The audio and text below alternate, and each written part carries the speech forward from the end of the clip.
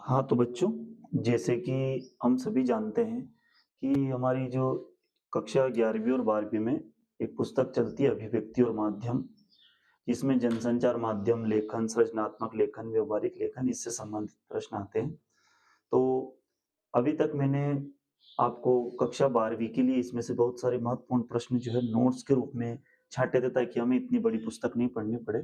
तो आज इसी तारतम्य में जो कक्षा 11वीं के जो पाठ हैं, जो कि यहाँ दिए हुए हैं, जो भी 11वीं के कक्षा 11वीं के जो चैप्टर हैं, इनके अंदर से मैंने महत्वपूर्ण बिंदु को ढूँढ करके एक नोट्स तैयार किए हैं और बहुत कम मात्रा में मैंने आपके जो परीक्षा में प्रश्न आते हैं, उनको तैयार किया है और वही प्रश्न आपके सामने प्रस्तुत कर रहा हूँ मैं। तो यदि वीडियो प्रारंभ करने से पहले एक बात हमेशा की तरह बोलना चाहूँगा दोस्तों, कि यदि आप चैनल पर नए हैं तो एक बार इसको सब्सक्राइब ज़रूर कर लें। साथ में बेल आइकन को दबाएँगे तो आपको विषय से संबंधित नई-नई वीडियो मिलती रहेगी और एक बार इसको अपने दोस्तों तक ज़रूर पहुँचाएँ। यदि ये वीडियो अच्छी लगे तो इसको लाइक कर सकते हैं आप, चाहें तो आपके दोस्तों को शेयर कर सकते हैं और आशा करता हूँ कि कक्षा 11वीं में आपको इतनी बड़ी किताब पढ़ने से आप बच जाएँगे और मैंने आपके लिए बहुत अच्छे से नोट्स तैयार किए हैं। तो चलते हम लोग बिना समय गँवाए और इनके महत्वपूर्ण बिंदुओं की ओर। तो जैसा कि आप देख पा रहे हैं, कक्षा 11वीं हिंदी अभिव्यक्तियों माध्यम के महत्वपूर्ण प्रश्न उत्तर है ये। अब सबसे पहले बिना समय गँवाए हम लोग पढ़ेंगे संचार क्या है? स्पष्ट कीजिए। तो मैं आपको बता दूँ, हमारे पाठ्यक्रम के अनुसार इसमें से 1 अंक और 2 अंक के प्रश्न आते हैं हर बार, है ना? या तो 1 अंक का आएगा, 2 अंक का आएगा। तो मैंने उसी मात्रा में मैंने तैयार किए 2 अंक के प्रश्न। इसके बाद इसी वीडियो में मैं आपको 1-1 अंक के वस्तुनिष्ठ प्रश्नों को भी बताऊँगा। तो सबसे पहले संचार क्या है स्पष्ट कीजिए। तो संचार शब्द की उत्पत्ति चर धातु से हुई है। संचार शब्द की उत्पत्ति किससे हुई है? चर धातु से। कौन से धातु से हुई है? चर धातु से,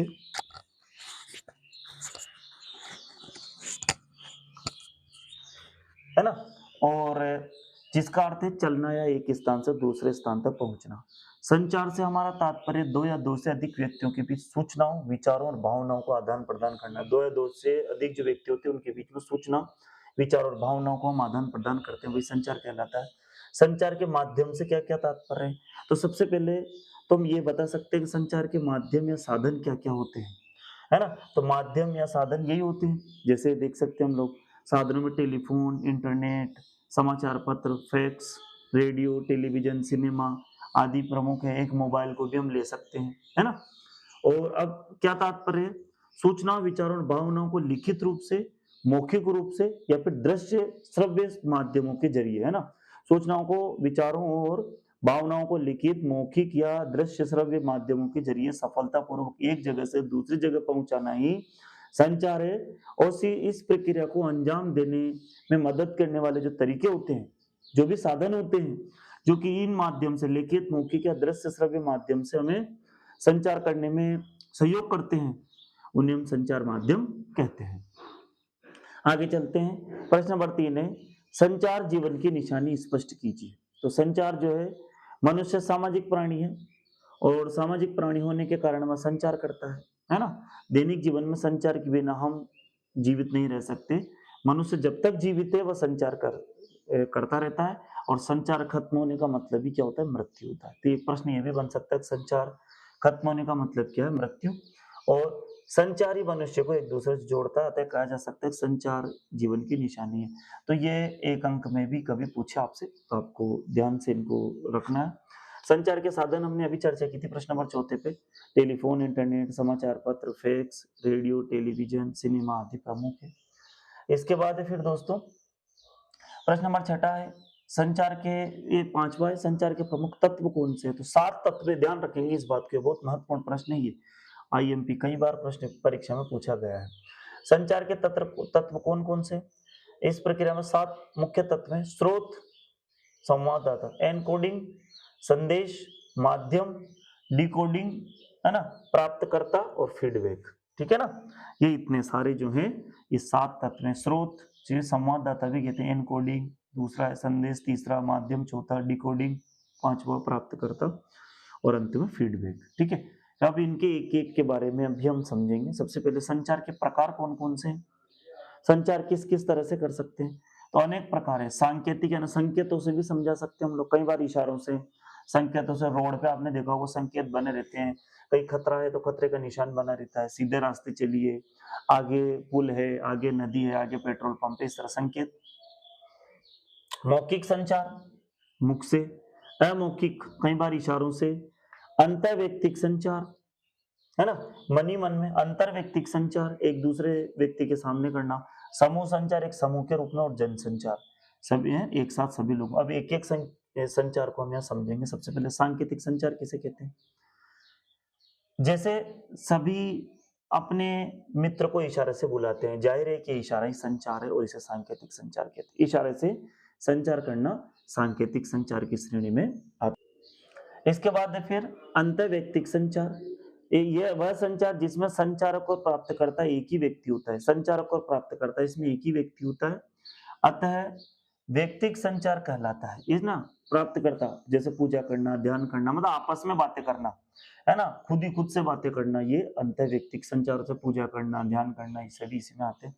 अंतर्वैयक्तिक एक दूसरे, जब दो व्यक्ति आपस में और आमने सामने संचार करते हैं तो इसे अंतर्वैयक्तिक संचार कहते हैं। इसमें फीडबैक तत्काल मिलेगा, जैसे हम बोलेंगे सामने वाला जवाब देगा, फिर हम कुछ पूछेंगे उत्तर देगा। इस तरीके से संबंध विकसित होते हैं। ध्यान रखेंगे संबंध किससे विकसित होते हैं, एक एक अंक में पूछा जा सकता है। तो अंतर्वैयक्तिक संचार से संबंध व्यक्तिक होते हैं।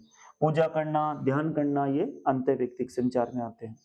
यह रूप पारिवारिक और सामाजिक रिश्तों की बुनियाद है। यह भी महत्वपूर्ण है, कभी आपसे पूछे कि पारिवारिक और सामाजिक रिश्तों की बुनियाद क्या है, तो अंतर्वैयक्तिक संचार।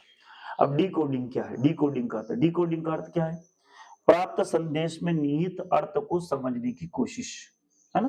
डिकोडिंग का अर्थ क्या है, प्राप्त संदेश में निहित अर्थ को समझने की कोशिश। ये एनकोडिंग से उल्टी प्रक्रिया, इसमें संदेश प्राप्त करता प्राप्त चिन्हों एवं वह संकेतों के अर्थ निकालता है। तो डिकोडिंग का अर्थ क्या है, प्राप्त संदेशों में निहित अर्थ को समझने की कोशिश करना, ये डिकोडिंग है ना। आगे हम एनकोडिंग को भी समझेंगे। जनसंचार किसे कहते हैं, अब एक शब्द हम लोग समझ रहे हैं यहाँ पर। जनसंचार 11वां प्रश्न है, जब व्यक्तियों के समूह के साथ प्रत्येक संवाद के बजाय किसी तकनीकी यंत्र के माध्यम से, जैसे मोबाइल हुआ, है ना, माइक हुआ, है ना, या व्हाट्सएप हुआ, फेसबुक हुआ, मतलब किसी भी तकनीकी यांत्रिक माध्यम के जरिए समाज के विशाल वर्ग से संवाद करेंगे। जैसे माइक से कर रहे हैं, बहुत सारे लोगों से एक साथ कर रहे हैं, है ना, हम लोग चैट करते हैं, फेसबुक, व्हाट्सएप, ये संचार ही है। विशाल वर्ग से संवाद कायम करने की कोशिश करते हैं, तो इसे जनसंचार कहते हैं। अब जनसंचार के कौन कौन से कार्य हैं साहब, जनसंचार के कार्य के बारे में पूछेंगे। तो जनसंचार के कार्य कौन कौन से हैं, तो सबसे पहले हम लोग जनसंचार के कार्यों को देखेंगे। सबसे पहले सूचना देना। यदि आपको कम शब्दों में पूछो तो 4 ही लिखना, सूचना देना, मनोरंजन करना, जागरूकता और निगरानी। वैसे 2 अंक में आएगा तो आप कोई से भी 2 कार्य याद कर सकते हैं, चारों लिखेंगे तो फिर एक साथ लिखने हैं। यदि इनकी डिटेल लिखनी थी फिर अपन 2 भी लिख सकते हैं। सूचना देना, संचार माध्यमों का प्रमुख कार्य सूचना देना है, दुनिया भर में सूचनाएं प्रसारित करना करते हैं। दूसरा है इसमें मनोरंजन करना, जनसंचार का माध्यम जैसे सिनेमा, टीवी, रेडियो आदि मनोरंजन के भी प्रमुख साधन है, एक मोबाइल भी है ना। इसके बाद है जागरूकता, जनसंचार माध्यम लोगों को जागरूक बनाते हैं, वे जनता को शिक्षित करते हैं, और निगरानी करना, जनसंचार माध्यम सरकार और संस्थाओं के कामकाज पर निगरानी का काम भी करते हैं। ठीक है, इसके बाद है फिर भारत में जनसंचार के प्रमुख साधन कौन कौन से हैं, तो देखो यहाँ पर भारत में जनसंचार के प्रमुख साधन, है ना, माध्यमों, पारंपरिक माध्यम तो है ही सही, इसके अलावा प्रमुख जनसंचार माध्यम समाचार पत्र, प्रिंट मीडिया जिसे बोलते हैं, radio, television, cinema, internet, mobile भी हो सकता है, लेकिन मोबाइल में इंटरनेट होगा नहीं होगा तो भी हम बात तो कर ही सकते हैं, कम से कम मोबाइल भी हो सकता है ना।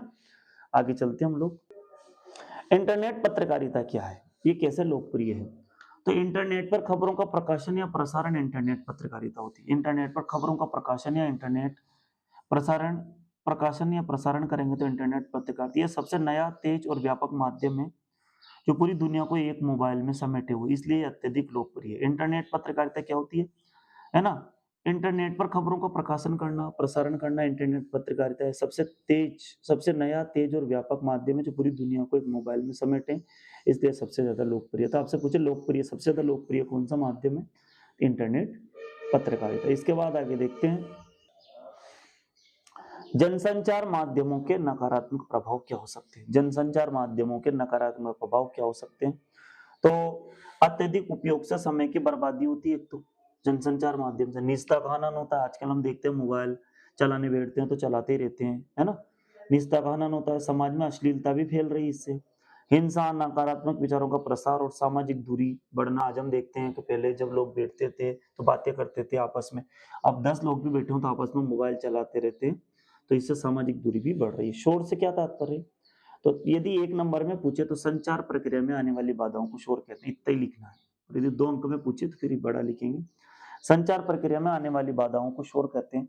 संचार की प्रक्रिया को शोर से बाधा पहुंचती है। शोर किसी भी किस्म का हो सकता है, ये मानसिक से लेकर तकनीकी और भौतिक शोर तक हो सकता है।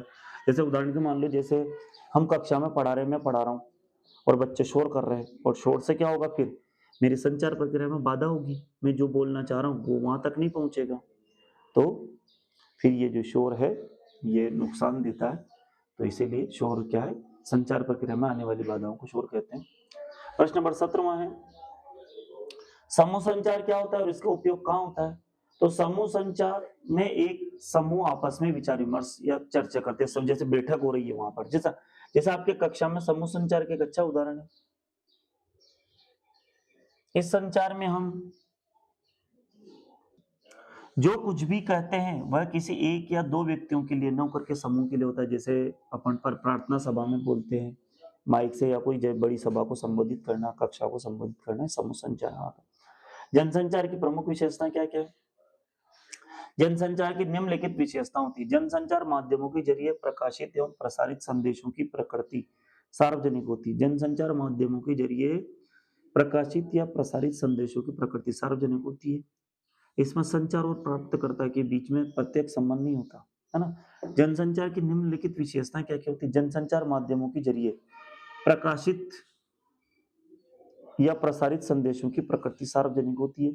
इसमें संचार और प्राप्तकर्ता के बीच प्रत्यक्ष संबंध नहीं होता है, और संचार के अन्य रूपों की तुलना में जनसंचार के लिए औपचारिक संगठन की भी जरूरत यहाँ पर पड़ती है। इसके बाद जनसंचार में द्वारपालों की भूमिका बहुत महत्वपूर्ण मानी जाती है, तो भूमिका स्पष्ट करनी। प्रश्न नंबर 19वां है, जनसंचार माध्यमों में द्वारपालों की भूमिका बहुत महत्वपूर्ण मानी जाती है। यह उनकी जिम्मेदारी है कि वो सार्वजनिक हित, पत्रकारिता के सिद्धांतों, मूल्यों और आचार संहिता के अनुसार सामग्री को संपादित करे और उसके बाद ही उसके प्रसारण या प्रकाशित की इजाजत दे। जैसे मान लो मुझे कोई सूचना देनी है, मैं अखबार में छापने के लिए दूंगा, तो ऐसा नहीं कि मैंने कहा अखबार वालों ने छाप दिया, पहले उसको वो तथ्यता की जांच करेंगे। जैसे मान लो मैं मोबाइल में ये वीडियो डाल रहा हूँ, तो ये वीडियो पहले पूरा यूट्यूब इसको सर्च करेगा, देखेगा इसमें ऐसे कोई शब्द तो नहीं, ऐसी कोई बात तो नहीं है जो मतलब कहीं भड़काने का या कहीं मतलब गलत संदेश दे रही हो। तो ये द्वारपाल जो होते हैं वो यही काम करते हैं ये। और फिर इसके बाद है, फिर ये बाद में जब इन्हें परिपक्व हो जाते हैं, हाँ अब मतलब इनको बिल्कुल बात हो जाती, मतलब इनको समझ में आ जाता है कि अब कोई गलत चीज नहीं है, तो फिर ये आगे उस चीज को बढ़ा देते हैं और उसको प्रकाशित कर देते हैं। इसके बाद दोस्तों संचार के कार्य बताइए। संचार के निम्नलिखित कार्य है, संचार के निम्नलिखित कार्य है। संचार का प्रयोग हम कुछ हासिल करने या प्राप्त करने के लिए करते हैं। संचार क्यों करता है व्यक्ति? तो यही है कि जब हम संचार क्यों करते हैं, कुछ हासिल करने या प्राप्त करने के लिए करेंगे। ये किसी के व्यवहार को नियंत्रित भी करते हैं, है ना? ये जो संचार है किसी के व्यवहार, कुछ जानने के लिए या कुछ बताने के लिए भी हम संचार का प्रयोग करते हैं। जैसे हमें कुछ जानना है किसी से तो हम बोलेंगे, कुछ बताने के लिए तो भी हम संचार करेंगे। ये मानवीय भावनाओं की अभिव्यक्ति एक खास तरह से प्रस्तुत करता है। ठीक है। इसके बाद 21वां प्रश्न है, जनसंचार में प्रिंट मीडिया का क्या महत्व है? प्रिंट मीडिया, प्रिंट मतलब जैसे हम लोग जो पुस्तकें छापते हैं, है ना, किताबें, ये प्रिंट मीडिया का उदाहरण है। तो सबसे कड़ी पत्र, जो मजबूत कड़ी है इसमें पत्र पत्रिकाएं, प्रिंट मीडिया। हालांकि अपने विशाल दर्शक वर्ग और तीव्रता के कारण रेडियो टेलीविजन की ताकत ज्यादा मानी जा रही है, लेकिन वाणी को शब्दों के रूप में रिकॉर्ड करने वाला आरंभिक माध्यम होने की वजह से प्रिंट मीडिया का महत्व हमेशा बना रहेगा। जब प्रिंट मीडिया की बात चली है दोस्तों, तो ये एक मेरी पुस्तक है काव्य शास्त्र माधुरी, जो 9वीं से 12वीं तक और विभिन्न कंपटीशन की जो परीक्षाएं, विभिन्न प्रतियोगी परीक्षाएं होती है, उसमें ये बहुत महत्वपूर्ण सार्थक अभी तक साबित हुई है, और इसकी मतलब हजारों में प्रतियां बिक चुकी है। तो इसमें जो व्याकरण के और काव्य शास्त्र के बिंदु जो ऊपर भी आपको दिख रहे होंगे, काव्य काव्य भेद बिंब है ना, और शब्द शक्ति, रस, छंद, अलंकार, इस तरह के हैं। और ये पुस्तक जो है, ये यहाँ पर ये अनुराधा प्रकाशन नई दिल्ली से छपी है। तो और इसकी जो मूल्य है वो 149 रुपये है। तो आप चाहें तो इसे अमेजोन से भी मंगा सकते हैं। अब अमेजोन पर आप देखेंगे, वहाँ पर जाएंगे तो अमेजोन पर ये आपको उपलब्ध हो जाएगी, और वहाँ जा कर के भी आप इसको खरीद सकते हैं। और ये बहुत ही महत्वपूर्ण पुस्तक है। तो चलते हम लोग अपनी वीडियो को आगे बढ़ाते हैं, ठीक है। अब इसके बाद देखो, पत्रकारिता जो है, यहाँ पर हमने प्रिंट मीडिया समझा था, अभी इसी पुस्तक के माध्यम से पत्रकारिता के कितने पहलू होते हैं, पत्रकारिता के कितने पहलू होते हैं। तो सबसे पहले समाचारों को संकलित करना, 3 पहलू होते हैं पत्रकारिता, समाचारों को संकलित करना, दूसरा उन्हें संपादित या छपने लायक बनाना, तथा तीसरा उन्हें पत्र या पत्रिका के रूप में छापकर पाठक तक पहुंचाना, ठीक है। तो ये भी बहुत महत्वपूर्ण प्रश्न है, पत्रकारिता के पहलू वाला भी, है ना। और आगे चलते हैं, प्रश्न नंबर 23वां है फिर, जनसंचार माध्यमों का आम जीवन पर क्या प्रभाव है। जनसंचार माध्यमों का आम जीवन पर बहुत प्रभाव है। इनसे सेहत, आध्यात्म, दैनिक जीवन की जरूरतें आदि पूरी होने लगी है। ये हमारी जीवन शैली को प्रभावित भी कर रहे हैं, है ना। जनसंचार माध्यमों का आम जीवन पर बहुत प्रभाव पड़ा है। इनसे सेहत, आध्यात्म, दैनिक जीवन की जरूरतें आदि पूरी होने लगी है, और ये हमारी जीवन शैली को भी धीरे धीरे प्रभावित भी कर रहे हैं। आगे देखते हैं, प्रश्न नंबर 24वां, लोकतंत्र में जनसंचार माध्यमों का प्रभाव क्या है। तो लोकतंत्र में जनसंचार माध्यमों ने जीवन को गतिशील एवं पारदर्शी बनाया है ना। लोकतंत्र में जनसंचार माध्यमों ने जीवन को गतिशील और पारदर्शी बनाया है। यह सूचनाओं व जानकारियों का आदान प्रदान करता है। इसके माध्यम से विभिन्न मुद्दों पर विचार विमर्श और बहस होती है, जो सरकार की कार्यशैली पर अंकुश भी लगाती है। इसके बाद आएंगे प्रश्न नंबर 25वां आएगा, जनसंचार के जो फायदे हैं तो दुष्प्रभाव भी है ना। इससे बहुत सारे दुष्प्रभाव भी जो भी हम लोग आम जीवन में देखते भी हैं, हम लोग हमारे दैनिक जीवन में। ये पलायनवादी प्रवृत्ति को बढ़ावा देते हैं, है ना। ये पलायनवादी प्रवृत्ति को बढ़ावा देते हैं, लोगों में दूरियां बना रहे हैं। ये समाज में अश्लीलता, जो हम देखते हैं आजकल मोबाइल में, या देखते हैं छोटे छोटे बच्चों को भी हम लोग इसीलिए समझाते हैं कि मोबाइल से दूर रखना चाहिए, क्योंकि आज समाज में अश्लीलता और असामाजिक व्यवहार को भी बढ़ावा दे रहे हैं, है ना। समाज को प्रश्न नंबर ये इसमें बिंदु चौथा है, समाज के कमजोर वर्ग को कम महत्व दिया जाता है इसमें। और एक और ये सबसे अनर्गल बात है कि अनावश्यक मुद्दों को उछाला जाता है। कई बार इसमें मतलब दंगा फसाद या लड़ाई झगड़े बढ़ाने में भी इन्होंने योगदान दिया है इसमें। इसीलिए इसके दुष्प्रभाव भी, इंटरनेट के लाभ और हानियां। अब देखते हैं इंटरनेट के लाभ और हानियां क्या क्या है। इंटरनेट से क्या क्या लाभ है, हानि। इंटरनेट से लाभ क्या है, इसमें विश्व ग्राम की अवधारणा मजबूत हुई है। पूरा विश्व एक गांव की तरह हो गया। हम लोग कहीं पर भी बैठ करके, कहीं पर भी किसी से भी चंद बिल्कुल कम क्षणों में भी हम लोग आपस में वार्ता कर सकते हैं। इंटरनेट से संचार की नई संभावनाएं जगी है।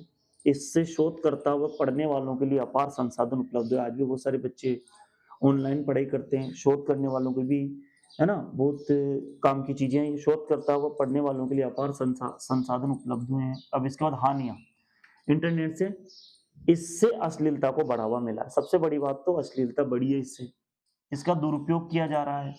और तीसरा है, बच्चों व युवाओं में अकेलापन बढ़ रहा है ना। पहले बच्चे साथ में खेलना पसंद करते थे, आजकल मोबाइल में गेम है तो बच्चे अकेले बैठे बैठे मोबाइल चलाते रहते हैं, या बड़े भी मोबाइल चलाते रहते हैं, जिसमें अकेलापन बढ़ रहा है। और अंतिम प्रश्न है ये 27वां, फीचर किसे कहते हैं। एक सुव्यवस्थित, सृजनात्मक और आत्मनिष्ठ लेखन। एक सुव्यवस्थित, सृजनात्मक और आत्मनिष्ठ लेखन जो पाठकों को सूचनाएं देने के साथ साथ मनोरंजन भी करता है, उसे फीचर कहते हैं। तो दोस्तों, मैंने आपके केवल 27 प्रश्न छांटे हैं 2-2 अंक में। अब हम लोग वस्तुनिष्ठ पर चलेंगे। तो आपको ये जो प्रश्न है, ये अभी तक जितनी भी जब भी ये परीक्षा हुई है, चाहे वो त्रैमासिक हो, अर्धवार्षिक हो, वार्षिक हो, है ना। कक्षा 11वीं की जब से पुस्तक हमारे पाठ्यक्रम में आई है, जब से इन प्रश्नों से बाहर कोई भी प्रश्न नहीं गया है कि नहीं? तो इसीलिए मैंने ये प्रश्न आपके लिए छांटे हैं। और अब मैं आपके सामने वस्तुनिष्ठ जो प्रश्न है वो भी मैंने बहुत कम मात्रा में छांटे हैं, वो रख रहा हूँ। तो अब हम लोग वस्तुनिष्ठ प्रश्न देखते हैं। इसके आगे ये देखते हैं सामने जनसंचार माध्यम के जो महत्वपूर्ण वस्तुनिष्ठ छांटे, ये भी बहुत कम मात्रा में और ये भी परीक्षा में आए हैं अभी तक, वही मैंने आपके सामने रखे हैं। तो सबसे पहला है, भारत का पहला समाचार वाचक किसे माना जाता है? देवऋषि नारद। कई बार आए हैं परीक्षा में। इसके बाद प्रश्न नंबर दूसरा है, भारत में जनसंचार का इतिहास किस काल में मिलता है? तो पौराणिक काल से, मतलब जब से भी मानव उत्पत्ति हुई है, मतलब जनसंचार का इतिहास हमें पौराणिक काल से मिलता है। प्रश्न नंबर तीसरा है, जन सफल संचार के लिए क्या आवश्यक है?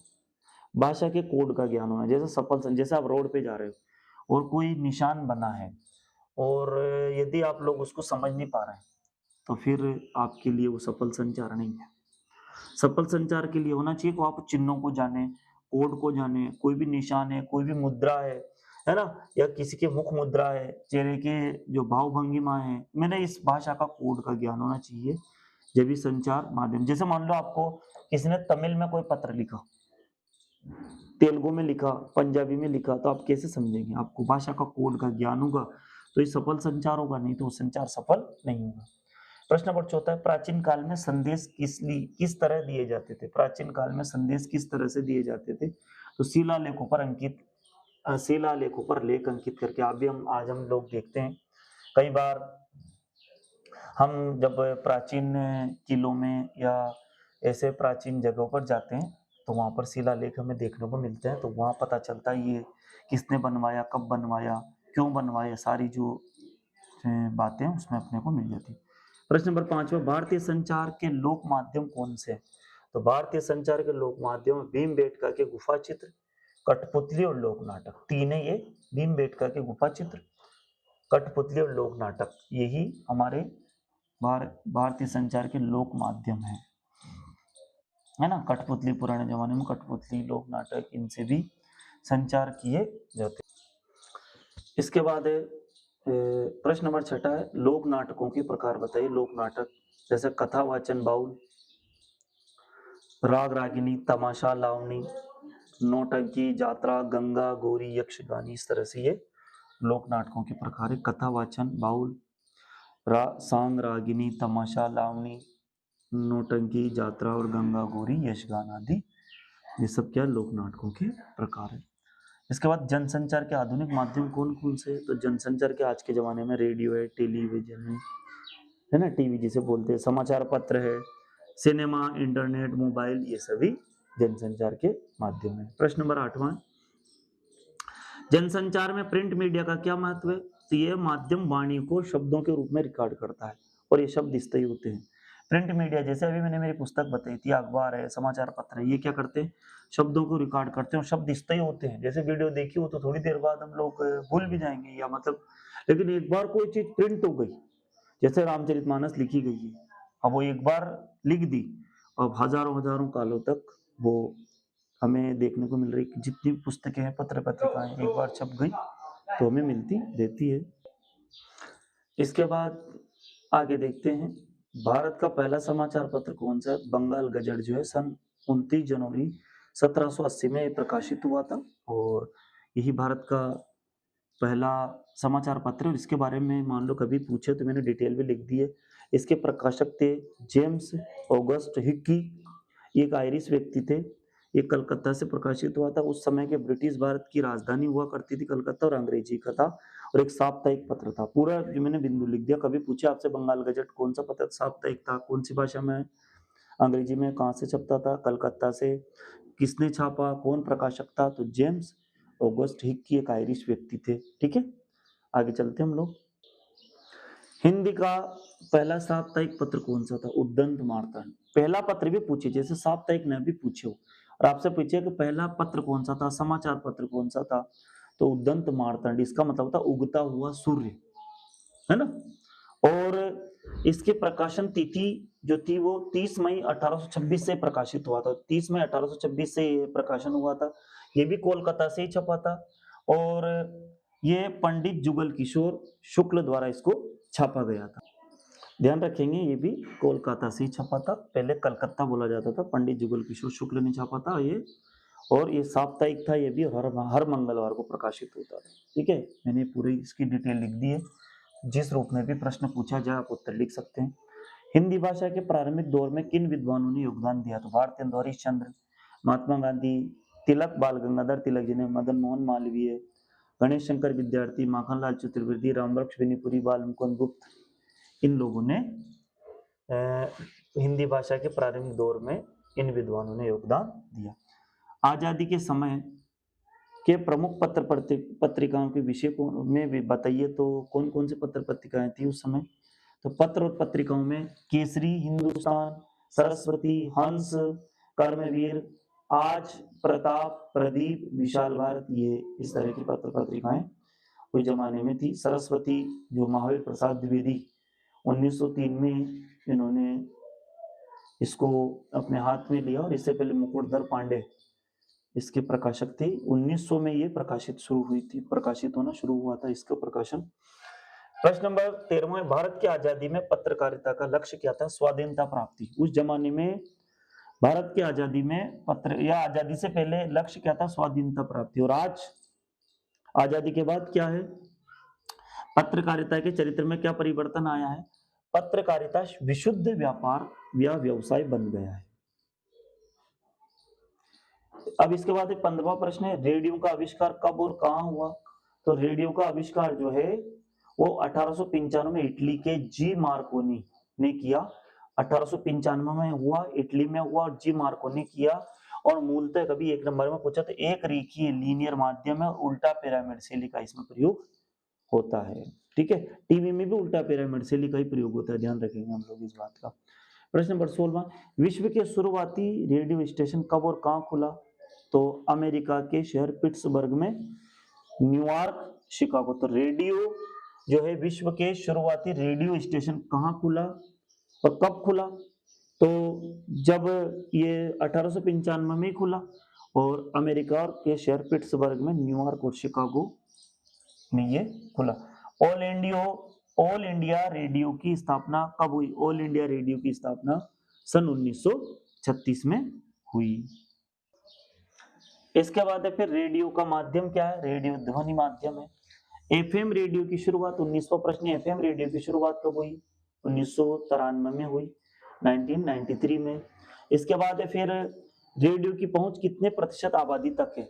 तो ये 96% आबादी तक है, 96% है ना। रेडियो की पहुंच जो 96% आबादी तक है। इसके बाद है गांधी जी ने रेडियो को अद्भुत शक्ति क्यों कहा है? क्योंकि रेडियो की तात्कालिकता के कारण, रेडियो की घनिष्ठता के कारण, रेडियो के प्रभाव के कारण। 3 बिंदु है। तो गांधी जी ने रेडियो को अद्भुत शक्ति क्यों कहा? रेडियो की तात्कालिकता के कारण, रेडियो की घनिष्ठता के कारण, और रेडियो के प्रभाव के कारण। प्रश्न नंबर 22, टेलीविजन में किन किन माध्यमों का मिलन होता है? तो शब्द, दृश्य और ध्वनि। बहुत महत्वपूर्ण प्रश्न है, आईएमपी परीक्षा में आया। टेलीविजन में किन किन माध्यमों का मिलन होता है? शब्द, दृश्य और ध्वनि, तीनों का जो मिलन होता है। प्रश्न नंबर 23, विश्व में टेलीविजन कार्यक्रम कब शुरू हुए? तो विश्व में टेलीविजन कार्यक्रम शुरू हुए 1927 ईस्वी में, न्यूयॉर्क और वाशिंगटन के बीच में, है ना। सन 1927 में न्यूयॉर्क और वाशिंगटन के बीच में टेलीविजन कार्यक्रम शुरू हुए। प्रश्न नंबर 24, भारत में टीवी की शुरुआत कब हुई? तो भारत में टीवी की शुरुआत 15 सितंबर सन 1959 को, है ना। 15 सितंबर 1959 को टीवी की शुरुआत हुई। सबसे पहले टीवी जो भारत में आई वो 15 सितंबर 1959 को भारत में टीवी आई सबसे पहले। और भारत में 15 अगस्त, इसके आगे नोट लगा के मैंने लिखा, भारत में 15 अगस्त 1965 को नियमित टेलीविजन, पहले नियमित नहीं था, कभी कभी कार्यक्रम आते थे। इसके बाद फिर 15 अगस्त 1965 से नियमित रोज डेली टेलीविजन प्रसारण शुरू हुआ और नाटक चालू हुए। प्रश्न नंबर 25, दूरदर्शन आकाशवाणी से कब अलग हुआ? 1 अप्रैल 1976 को। बहुत ही महत्वपूर्ण प्रश्न है ये, दूरदर्शन जो है वो आकाशवाणी से कब अलग हुआ? 1 अप्रैल 1976 को। प्रश्न नंबर 26, सिनेमा का आविष्कार किसने और कब किया? तो थॉमस अल्वा एडिसन ने 1893 में सिनेमा का आविष्कार किया थॉमस अल्वा एडिसन ने 1893 में। प्रश्न नंबर 17, विश्व की सबसे पहली फिल्म कौन सी है? तो द अराइवल ऑफ ट्रेन, ये सन 1894 में फ्रांस में बनी थी, जब टीवी भी नहीं थी, जब फिल्म बन चुकी थी। 1894 में फ्रांस में बनी थी द अराइवल ऑफ ट्रेन, है ना। और ये सबसे पहले विश्व की सबसे पहली फिल्म है। भारत में पहली मूक फिल्म, और पहली फिल्म भी यही है, और मूक भी राजा हरिश्चंद्र जो है वो सन 1913 में बनाई थी। ये किसने बनाई थी? दादा साहेब फाल्के ने। इसके बाद फिर भारत की पहली बोलती फिल्म कौन सी थी? तो आला माराती, जो सन 1931 में बनाई थी, और अर्देशीर ईरानी ने इसको बनाया था, ठीक है। आला माराती जो सन 1931 में बनी थी ये, और इसको अर्देशीर ईरानी ने बनाया था। तो भारत की पहली बोलती फिल्म है। प्रश्न नंबर 30 है, 70 के दशक तक भारतीय सिनेमा की विचारधारा कैसी थी? तो भारतीय विचारधारा मतलब भारतीय सिनेमा की विचारधारा कैसी थी 70 के दशक तक? प्रेम फंतासी व कभी न हारने वाले सुपर नेचुरल हीरो की परिकल्पना थी उस समय तक। प्रेम फंतासी व कभी न हारने वाले सुपर नेचुरल हीरो की परिकल्पना। इंटरनेट क्या है? 31वां प्रश्न है, जिसमें print media, radio, TV, cinema आदि सभी के गुण विद्यमान है। इंटरनेट क्या है? जिसमें प्रिंट मीडिया, रेडियो, टीवी और सिनेमा आदि के सभी गुण विद्यमान है, वो इंटरनेट कहलाता है। अब ये फीडबैक आया, देखो फीडबैक किसे कहते हैं, कभी आ जाए। संदेश प्राप्तकर्ता द्वारा प्रतिक्रिया को क्या कहते हैं? फीडबैक कहते हैं, है ना। संदेश प्राप्तकर्ता द्वारा जो प्रतिक्रिया है उसको क्या कहा जाता है? फीडबैक कहा जाता है। प्रश्न नंबर 33वां है, भारत में पहला छापाखाना यानी प्रिंटिंग प्रेस जिसे बोला जाता है, वो कहाँ खोला था? तो गोवा में 1556 में पुर्तगाली मिशनरियों ने खोला था। गोवा में 1556 ईस्वी में पुर्तगाली मिशनरियों ने क्यों खोला था? क्योंकि वो अपने धर्म का प्रचार प्रसार कर रहे थे, उन्हें पुस्तकों की जरूरत थी, तो किताबें छापने के लिए इन्होंने 1556 ईस्वी में गोवा में इसको खोला था। संचार का सबसे प्राचीन और पारंपरिक माध्यम क्या है? मौखिक और सांकेतिक संचार। सबसे प्राचीन और पारंपरिक क्या है?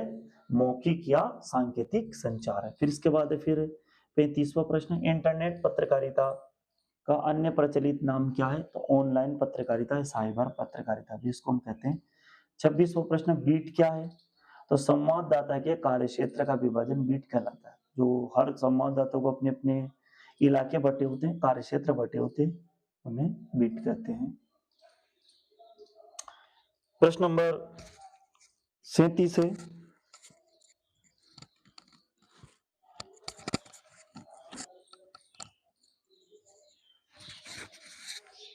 इसके बाद प्रश्न नंबर 37 है, संवाददाताओं के कार्यक्षेत्र का विभाजन, है ना। तो 37 समाचार की पुष्टि या साख के लिए क्या आवश्यक है? तो विश्वसनीय तथ्य आवश्यक है ना। समाचार की पुष्टि या साख के लिए क्या आवश्यक है? तो विश्वसनीयता तथ्य आवश्यक है। तो दोस्तों बस केवल मैंने यही इतने से प्रश्न आपके सामने रखे हैं, और एक दो बिंदु और समझा देता हूँ मैं आप। ये पुस्तक में आप थोड़ा सा यहाँ भी ध्यान डाल लें, थोड़ा अपना ध्यान दे लें। जैसे पत्रकारिता के कुछ प्रकार कौन कौन से? जैसे खोज परख पत्रकारिता, तो खोज परख पत्रकारिता से ऐसी पत्रकारिता है जिसमें गहराई से छानबीन करके ऐसे तथ्यों और सूचनाओं को सामने लाने की कोशिश की जाती है, ठीक है। तो आप एक बार अपनी पुस्तक में इसको देख लें जरूर। इसके बाद फिर ये विशेषीकृत पत्रकारिता क्या होती है, वॉचडॉग पत्रकारिता क्या होती है, और एडवोकेसी पत्रकारिता क्या होती है ना। ठीक है, ये ही महत्वपूर्ण बिंदु थे, तो मैंने आपके सामने रखे हैं परीक्षा की दृष्टि से। तो एक बार थोड़ा सा इसको जरूर अपने जब आप पढ़ें तो थोड़ा इसको भी ध्यान देख लें, है ना। इसके अलावा और कोई महत्वपूर्ण बिंदु मुझे दिखा नहीं, और इसलिए मैंने इसमें दिया नहीं है। तो दोस्तों आपको कैसी लगी वीडियो और कैसे लगे ये महत्वपूर्ण प्रश्न हमारे, तो मैं आशा करता हूँ कि आपको बहुत अच्छी वीडियो लगी होगी। और मैं आपसे एक बार फिर बोलना चाहूँगा, चैनल पर नए हैं तो एक बार इसको सब्सक्राइब जरूर कर लें। कुछ नहीं बिगड़ेगा, सब्सक्राइब करेंगे तो आपको, और बेल आइकन को दबाएंगे तो आपको बहुत सारे जो नई नई वीडियो आपको मिलते रहेंगे। अपने दोस्तों तक इसको जरूर शेयर करें, लाइक करें। और आपको मेरी पुस्तक जो है खरीदनी हो, तो मैंने आपको जो पुस्तक का विवरण दिया था, या आप चाहें तो अमेज़न पर जाकर भी इसको आप खरीद सकते हैं, है ना? अभी ये ऑफ़लाइन तो पुस्तकें मतलब दुकानों पर उपलब्ध नहीं है ये, लेकिन आप अमेज़न से इसको मँगा सकते हैं, फिर आप मेरे से संपर्क करेंगे तो हो सकता है मैं भी आपको इसको उपलब्ध करा दूँ। तो दोस्तों, भाइयों, आप सभी का और प्यारे-प्यारे विद्यार्थियों, आप लोग चैनल पर बने रहें, चलते चा इसके बाद हम अगली वीडियो पर चलेंगे। ये वीडियो देखने के लिए आप सभी का बहुत-बहुत धन्यवाद।